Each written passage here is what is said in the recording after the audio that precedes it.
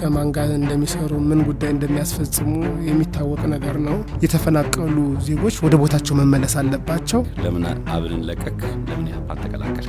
በዚህ በ2018 ምርጫ ላይ ለመወዳደር ያቀርኩት ኢህአፓ ፓርቲን ወክዬ በትብብር ለኢትዮጵያ አንድነት በሚባለው ቅንጅት ስር ነው። አንድ ጊዜ ኢህአዴግ ተጨማሪ ወንበሮችን እንፈቅዳለን ለተፎካካሪ ፓርቲዎች ተስፋ ሰጥቶ ነበር። ይሄም በጠቅላይ ሚኒስትሩ የተገለጸ ነበር ያን ጊዜና ሁለት ስናወያያቸው የነበሩ ፖለቲካ ፓርቲዎች አንደኛው ምን ማህዱ ክፍት ያለው ደረጃው እሱ ላይ ወንበር ሊጨምሩ ነው፣ አንደኛው ሊያቅፉን ነው ሊያዝሉን። ብዙ ጊዜ አጥጋቢ መልስ አይደለም የምናገኘው። በፖዚቲቭ መልክም ይወሰዳል ይሆን አንገምትም።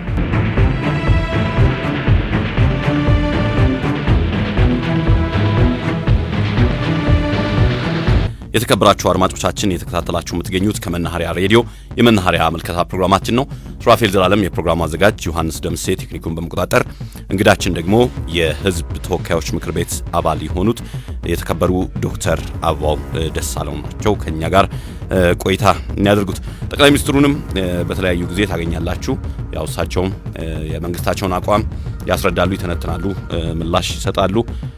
የሀገሪቱ ፕሬዚዳንት ደግሞ በአመት አንድ ጊዜ መክፈቻ ያደርጋሉ ለሁለቱ ምክር ቤቶችና እንደው የጠቅላይ ሚኒስትሩም የመንግስታቸውን በሚያቀርቡበት ጊዜ ጥያቄ በምን አይነት አግባብ ነው የምትጠይቁት? ጥያቄዎቻችሁስ በተገቢ ሁኔታ ምላሽ ያገኛሉ? ስትጠይቁ እንሰማለን፣ ምላሽም ይሰጣል። አንዳንድ ጊዜ ጠንካራ ያለ ንግግሮችም በእናንተም በእሳቸው መካከል ይሰነዘራልና እንደው እንዴት ገመገሙት ይሄንንስ? ጠቅላይ ሚኒስትር ብዙ ጊዜ በአመት መጀመሪያ አካባቢ ከዛ የስድስት ወር ደሞ ሪፖርት ለማቅረብ እንዲሁም የአመቱ መጨረሻ ላይም ይመጣሉ ወደ ፓርላማ እና እኛም ጥያቄዎችን እንጠይቃለን። እሳቸው መልስ የሚሰጡበት ሁኔታ አለ። ጥያቄ የምንጠይቀው ከ10 ቀናት ቀደም ብሎ ነው ጥያቄ የምናስገባው ለጠቅላይ ሚኒስትሩ ሲሆን በነገራችን ላይ በደንቡ ላይ የተቀመጠ ነው። አብዛኛው ሰው ግራ ይገባዋል ይሄ ነገር ተጽፎ ሲቀርብ ለምንድን ነው? በእርግጥ በሌሎች ሀገሮች ኮንቴክስት እያዩ ሊሆን ይችላል። ሌሎች ሀገሮች ጋር እንደዚህ አይነት ለምሳሌ እኔ ጀርመንን አውቃለሁ፣ እንደዚህ አይነት ነገር እንደሌለ አውቃለሁ። ላይቭ ነው ሁሉም ጥያቄ የሚጠየቀው። እንደዚህ አይነት ቀድሞ ጥያቄ የሚገባበት ነገር የለም። በእኛ ግን የፓርላማ ደንባችን መሰረት ደንብ 6/2008 የሚባል አለ።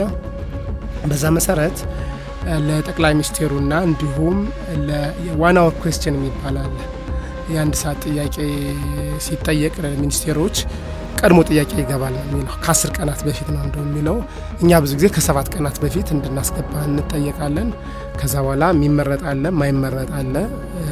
ከአንድ ቀን ቀደም ብሎ ጥያቄ ተመርጧል ተዘጋጅ እንባላለን። በዛ ወይም ተዘጋጅ ይባላል። በዛ መሰረት ነው ጥያቄ የምናቀርበው።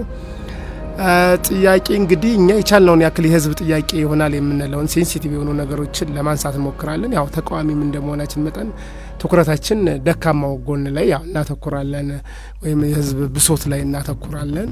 ምክንያቱም ጠንካራው ጎን ላይ ያው የመንግስት ሰዎች አሉ፣ የፓርቲ ሰዎች አሉ፣ እዛ ላይ ጎል አድርገው ስለሚያቀርቡት እኛ ደግሞ ህዝቡ እንዲደመጥለት የሚፈልገው ድክመቱ ስለሆነ እዛ ላይ አተኩረን ጥያቄ የምናቀርብበት ሁኔታ አለ። ምላሽ አሰጣጡን በሚመለከት ብዙ ጊዜ አጥጋቢ መልስ አይደለም የምናገኘው።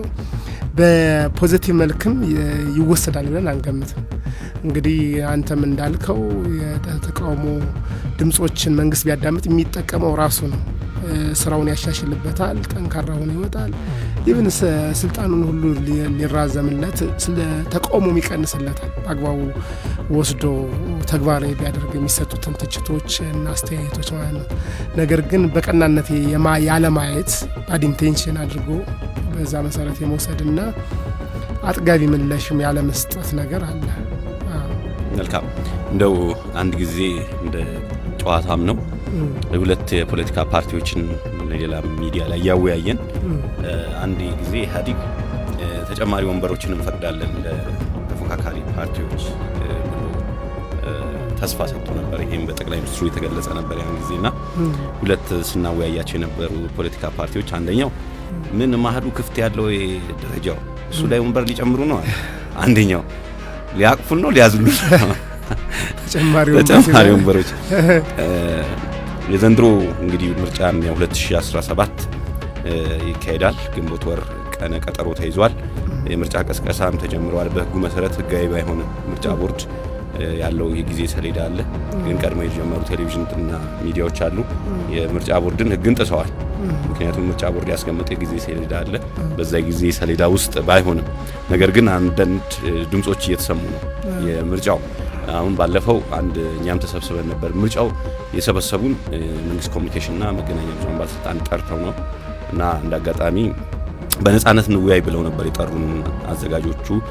እሺ ብለን እኛም በነጻነት ለመወያየት ስንሄድ አብዛኛው ሚዲያ አባላት ከመንግስት ወይም የህዝብ ሚዲያዎች ከሚባሉት እንደኛ የንግድ ሚዲያ ሳይሆን የህዝብ ሚዲያዎች የሚባሉት ምርጫው ተኝተዋል፣ አንቀላፍተዋል፣ ምርጫው እንደዚህ ነው፣ ምርጫ የምታስተናግድ ሀገር አትመስልም፣ ህዝቡም ስለ ምርጫው ፓርቲዎችም እየተዘጋጁ አይደለም፣ እንደውም አንዳንድ ፓርቲዎች እኛ ጋር እየደወሉ አረ ምንድነው ሚዲያው ዝም ብላችኋል የሚባል ነገር ነበርና አሁን ላይ ትንሽ የምርጫ ነገሮች ምንድነው ድባብ አይነት መሽተት አይነት ነገር እየመጡ ነው።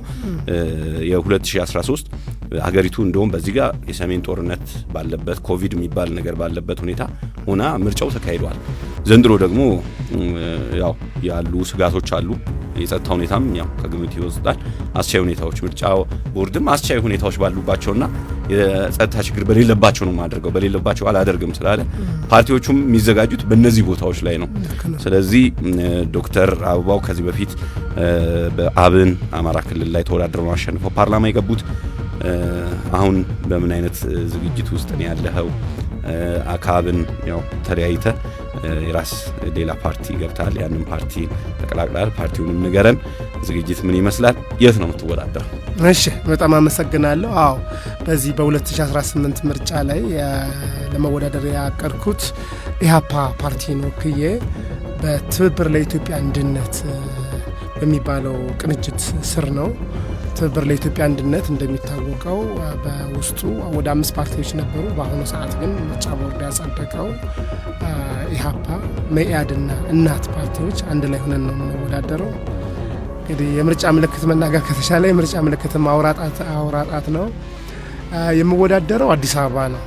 እንዳጋጣሚ ሆኖ የምርጫ ክልሌ ጋር እጅግ በጣም ከባድ ነው። 66 የምርጫ ጣቢያዎች አሉ።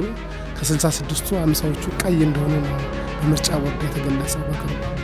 ዛት ሚንስ ማካሄድ አይቻልም ማለት ነው። ሙሉ በሙሉ ማካሄድ የማይቻልበት ምርጫ ጣቢያ ነው። አጠቃላይ ዞናችን ምዕራብ ጎጃም ዞን ማካሄድ የማይቻልበት ነው። ምናልባት ቢጠረጠረው ፍኖተ ሰላም ከተማ ዋና የዞን ከተማ ላይ ከሆነ ነው እንጂ ሌሎች በሙሉ ምርጫ ማካሄድ የማይቻልበት አካባቢ ነው አካባቢያችን። በእርግጥ አማራ ክልሉ በርካታ አካባቢዎች እንደዚህ አይነት ቦታዎች አሉ። ስለዚህ ምርጫ መካሄድ አለበት ማለት ብለን በመጀመሪያ አላቀርንም ነበረ። ነገር ግን በጊዜ ሂደት የግድ መወዳደር አለብን ብለን የራሳችን ምክንያት ይዘን መወዳደር ስናስብ የት ሲባል አዲስ አበባን የተሻለ ቦታ ሆኖ ያገኘሁት። ምክንያቱም ከምርጫ ክልሌ ቀጥሎ በደንብ የማውቃት ከተማ ብትኖር አዲስ አበባ ናት። 3ቱም ዲግሪዎችን የመጀመሪያም፣ ሁለተኛም፣ ሶስተኛም ዲግሪ የተማርኩት አዲስ አበባ ነው። 6 ኪሎ ነው። ስለዚህ የምወዳደረው አዲስ አበባ ነው። እንደው ምርጫ ጣቢያውንም በቅርቡ ግልጽ የሚሆን ነገር ይኖራል። 6 ኪሎ ሽሮ ሜዳ እና እንጦጦ አካባቢ ነው የምወዳደረው። ስለዚህ እዚህ አዲስ አበባ ነው ማለት ነው። መልካም። አብንን ለቀህ ኢሃፓን ተቀላቀልክ። ለምን አብንን ለቀክ? ለምን ኢሃፓን ተቀላቀልክ?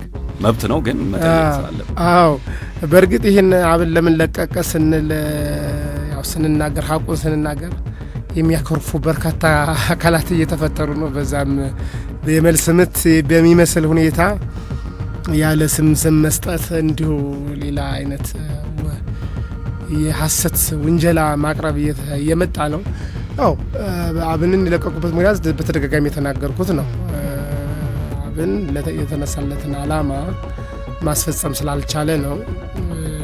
ኦብጀክቲቮች አሉ እንግዲህ የሚታረጋቸው ብሎ ያስቀመጣቸው እነዚህ በነዛ መሰረት እየሄደ አይደለም በሚል ነው አብንን የለቀቁበት ምክንያት። ኢሃፓን የተቀላቀልኩት ደግሞ ጠንካራ የሆነ ፓርቲ ነው ብዬ ነው ያሰብኩት። ምክንያቱም አንድ ጠንካራ ፓርቲ ለወከለው ሕዝብ ወይም በሀገሪቷ የሚካሄዱ ችግሮችን ነቅሶ ማታገል አለበት፣ አባላቶችን ማታገል አለበት ብዬ ነው የማምነው። ያንን ደግሞ ኢሃፓ ሲያረጋ አይቼዋለሁኝ። የተለያዩ ሰላማዊ ትግሎች አማራጮችን በመጠቀም ጋዜጣዊ መግለጫ ያወጣል። ሰላማዊ ሰልፍ ለማድረግም ይሞክራል። ባይሳካለትም የአዳራሽ ስብሰባዎችን ለማድረግም ይሞክራል እና በእያንዳንዱ ኢቨንት ላይ ድምፁን ያሰማል። እንደዚህ ነው ሀቀኛ ፓርቲ መሆን ያለበት። ትብብርም ይፈጥራል። እንግዲህ እንዳልኩት ከእናት ፓርቲ ጋር ከመያድ ጋር ያሉ ሌሎች ጠንካራ ፓርቲዎች ናቸው እነዚህ ሁለቱ። ከእነሱ ጋርም ጥሩ የሆነ ቅንጅት ፈጥሯል እና በዚህ መሰረት ነው ኢህአፓን የተቀላቀሉበት ምክንያት። መልካም እንግዲህ የምርጫ ቦርድ ከቅርቡ አንድ አወዛጋቢ ነገር ውሳኔ ያሳልፎ ነበረ። ይህም በተለይ በአማራ እና በትግራይ ክልል መንግስት አከራካሪ የሆኑ የምርጫ ክልሎችን በተመለከተ በተለይ ቦርዱ በተሰጠነው ስልጣን ወይ ምርጫ ቦርድ ኃላፊነት የፌዴሬሽን ምክር ቤት በጻፈው ደብዳቤ ብሎ በትግራይና በአማራ ክልል መንግስት መካከል አከራካሪ ሆነው የቆዩት 5 ምርጫ ክልሎች ይገባኛል ጥያቄ እስከሚፈታ የሁመራ፣ የአዲረመጽ፣ የኮረም፣ አፍላ፣ የጠለምትና የራያ አላማጣ ምርጫ ክልሎች ከትግራይ ክልል መንግስት ውጭ ሆነው ለብቻቸው በቀጥታ ለህዝብ ተወካዮች ምክር ቤት ምርጫ እንዲደረግ ምክር ቤቱ መወሰኑን ብሎ ለቦርዱ እንዳሳወቀ ቦርዱም ይሄንን በተመለከተ እንግዲህ የክልል ምክር ቤት ምርጫው በአካባቢያቸው ላይ የተነሳው ይግባኝ ውዝግብ በህገ መንግስቱ ውሳኔ ሲፈታ አመቺ ጊዜ ተመርጦ ወደፊት እንዲካሄድ መወሰኑን እንዲሁም ምክር ቤቱ ማሳወቁን ጠቅሷል። በመሆኑም ቦርዱ በፌዴሬሽን ምክር ቤት ውሳኔ መሰረት የ7ኛው ጠቅላላ ምርጫ ላይ ከተሰጠው አግባብ ለመፈጸም የሚያስችለውን የህግና ስርዓት በመጠበቅ ተግባራዊ የሚያደርግ መሆኑን ያሳውቃል ብሎ ገልጾ ነበር። ከዛ በኋላ ግን ስምረት የተባለ በጌታቸው ረዳ የሚመራው ፓርቲም ይህንን የፌዴሬሽን ውሳኔ ህገ መንግስት ተከሳሽ ተጠሪ በ16/6/18 ዓ.ም በአማራ ክልል መንግስትና በትግራይ ብሔራዊ ክልል አከራካሪ የሆኑ የምርጫ ክልሎችን በተመለከተ የሰጠው ውሳኔ የሚፈጸም ከሆነ ክርክሩ ውጤት የሚያመጣ ስለሆነ ይህንን የተከሳሽ የተጠሪ ውሳኔ ለጊዜው ታግዶ እንዲቆይ በፍትሐ ብሔር ተጠቅሶ ቁጥር 154 መሰረት ታዟል ብሏል። ከላይ የተሰጠው የእግድ ትዕዛዝ ለተጠሪ ተከሳሽ ድረስ በትዕዛዙ ላይ የሚያቀርበው አቤቱታም አስተያየት ካለ በቀጠሮ ይቅረብ፣ መጥሪያ ይጻፍ፣ የማይነበብ የዳኞች ፊርማ ተብሏል። ዳኞች ሰብለ ክንፈ፣ ወንደሰን ታደሰ፣ አሸናፊ ወርቅነህ በሚል ነው። ይህንን ጉዳይ እንዴት ተመለከቱት? ያው የሚገርም ነው። ይሄ ጉዳይ በጣም አወዛጋቢ ነው። ከፍተኛ ትኩረትም ስቧል በህዝቡ ዘንድ። ደግሞ ወቅቱ ደግሞ በምርጫ ሊካሄድበት በተዘጋጀንበት ወቅት መሆኑ ግርምትን ፈጥሯል። እንደዚህ አይነት ውሳኔ ማለት ነው። ጥያቄው ለረጅም ጊዜ የሚጠየቅ ጥያቄ ነው። እዛ አካባቢ ያለው ችግር ልባት እንዲያገኝ፣ ነገር ግን የተሄደበት መንገድ ግን የሚገርም ነው። ይሄ ሁለት አይነት ነገር ይነሳበታል። አንዱ የህጋዊ ጥያቄ ነው፣ ሌላኛው ደግሞ የፖለቲካ ጥያቄ ይነሳበታል። ህጋዊን በተመለከተ እኔ ለማማከር ሞክሬ ያለው የህግ ባለሙያዎችን እንዲሁ ሪፈር ለማድረግ ሞክሬ ያለው የፌዴሬሽን ምክር ቤት ስልጣን አለው። በእርግጥ እንደዚህ አይነት አወዛጋቢ የሆኑ ቦታዎች ሲኖሩ ጊዜያዊ የምርጫ ክልሎችን የመወሰን ስልጣን አለው። ነገር ግን እንዴት ነው የወሰነው? የፌዴሬሽን ምክር ቤት ተሰብስቦ ነበር ወይ የሚለው ነው። ፌዴሬሽን ምክር ቤት እንደተሰበሰበ ጠቅላላ ጉባኤ እንደጠራ ምንም የሰማነው ነገር የለም። ምርጫው ራሱ የፌዴሬሽን ምክር ቤትን በጻፈው ደብዳቤ ላይ ይሄን አልገለጸም እና ማን የወሰነው የሚለው ነገር አወዛጋቢ ነው። አፈ ጉባኤው ብቻቸውን ይሄን ውሳኔ መወሰን ይችላሉ የሚለው ነው እየተጠየቀ ያለው እና ይህን ምንም ማስረጃ አላገኘውም። እንደዛ ከሆነ ስህተት ነው ማለት ነው። ነገር ግን ፌዴሬሽን ምክር ቤት ሲሳሳት ማን ነው የሚዳኘው የሚለው ደግሞ ሌላ ችግር ነው። በእንደዚህ አይነት ችግሮች ላይ የበላዩ አካል በሀገሪቱ የፌዴሬሽን ምክር ቤት ነው። እንደዚህ አይነት ብሔር ብሔረሰቦች መካከል በክልሎች መካከል የሚደረግ አጨቃጫቂ ውሳኔዎችን የመወሰን ከፍተኛ ስልጣን የፌዴሬሽን ምክር ቤት ነው።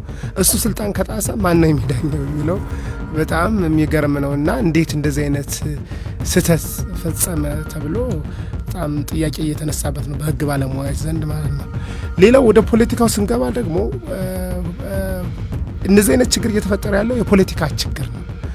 በአካባቢው በድንበር አካባቢ ያለው ችግር እንዲፈታ እንግዲህ እንደ አጨቃቂ የሆነውን የፕሪቶሪያ ስምምነት እንኳን ብንወስደው የፕሪቶሪያ ስምምነት ራሱ ጥያቄ የሚነሳበት ነው።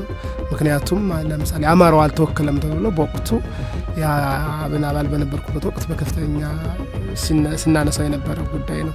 እንደው ይሁን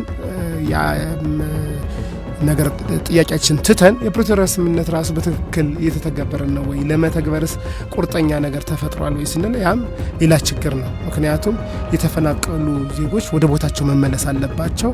ከዛ በኋላ ሪፈረንደም ይካሄዳል። በሪፈረንደም ነው ውሳኔ ያገኛል የተባለው። በዛ መሰረትም ስናይ የተፈናቀሉ ሰዎች ወደ ቦታቸው አልተመለሱ፣ መመለስ አለባቸው። እነሱም ዜጎች ናቸው። ዜጎች በሙሉ ሁሉም እዛ ጋር ያሉት ነው መወሰን ያለባቸው እንጂ ባለው ሁኔታ አሁን በሚኖረው ህዝብ ብቻ የሚወሰን ጉዳይ አይደለም። ማነው የተፈናቀለው፣ ማነው መመለስ ያለበት? ያው የሚነሳ ነገር አለ። ታጣቂ ቡድኖች መመለስ የለባቸውም፣ በጦርነት ተሳታፊ የነበሩት መመለስ የለባቸውም እያሉ የአካባቢው ኮሚቴዎችም አስተዳዳሪዎችም የሚነግሩት ነገር ነው። በሱ እኔ መስማማለሁ። እነሱ ባልተመለሱበት ሁኔታ ፍርድ ቤቱም ባልተሰበሰበበት ሁኔታ ይቅርታ ፌዴሬሽን ምክር ቤት እንደዚህ አይነት ውሳኔ መወሰኑ በጣም አነጋጋሪ ነው። መተው ያለብን ለህዝቡ ነው። ህዝቡ እንዲነጋገር ፈቅደንለታል። ምን ያህል የትግራይ ህዝብና የአማራ ህዝብ ምን ያህል ተገናኝቶ እንዲወያይ ያደረግን አላ እንደሚታወቀው የእውነትም እንደሆነው እኛም አሁን እኔ ሁለቱም ክልል ላይ ኖር ያለው በነገራችን ላይ በአጋጣሚ ትግራይ ውስጥ አክሱም ዩኒቨርሲቲ ያስተምራለሁ ለ3 ዓመት ያክል። አማራ ክልል ማለት የህዝቡን ስነ ልቦና የምረዳው ነገር አለ እና እንደው የህዝቡ ፍላጎት ነው ወይ በዛ አካባቢ እንደዚህ በዚህ ደረጃ የድንበር ጉዳይ እንዲጦስ የሚያደርገው ማን ነው? ፖለቲከኞች ናቸው የሚያደርጉት። ህዝቡን አወያይተን እስኪ ልባት ስጡት ብለናቸዋል ወይ? በቀላሉ መፈታት የሚችሉ የድንበር ጥያቄዎች እንዳይፈቱ እያደረግን ያለ ነው እኛ ፖለቲከኞች ነን። እኔም ልጨምር ያው ፖለቲካው ሲሳተፉ ስለሆነ እንጂ የህዝቡ ችግር አይደለም እና ህዝቡ ማወያየት አለብን ነው ማለት ነው። መልካም ያው ዞሮ የህግ አውጪው የህግ አስፈጻሚው የህግ ተርጓሚው ጉዳይ ነውና የማነው ስልጣን እንዴት ነው የሚለው በደንብ መታየትም አለበት መከበርም አለበት። ብዙዎችም ይሄንን ነው ፓርቲዎቹም ጥያቄ እንዲያነሱ ያደረጋቸው ይሄንን ነው። እንደገና በትግራይ በኩልም የጊዜ አስተዳደር ምክትል ይመስሉኛል አማኑኤል አሰፋ የፍርድ ቤቱን ውሳኔም ያው እንዳልተቀበሉ አይነትና ምን አገባው አይነት የሚል አይነት ምላሽ የሚሰጡበትን መረጃ እያየው ነው የሚገኘው። ወደ ሌላው ጉዳይ ስንገባ ደግሞ የአብን የህዝብ ግንኙነት ኃላፊ የሆኑት አቶ ጋሻው መርሻ ከቢቢሲ አማርኛ ጋር ያደረጉት ቆይታ ነበረ። ቆይታው ሙሉ ለሙሉ አቋርጠው የወጡበት ቃለ ምልልስ ነው። ያንተም ስም ስለተነሳ ነው። ዶክተር ደሳለኝ ጫኔ፣ ዶክተር አበባው ደሳለው፣ አቶ ክርስቲያን ታደለ በስነ ምግባር ግድፈት ከፓርቲው የተባረሩ ናቸው። ሲያራምዱ የነበረው የፓርቲውን አቋም ሳይሆን የራሳቸውን የግለሰብ አቋም ነው። ለዚህም የፈለጉትን መምረጥ ይችላሉ።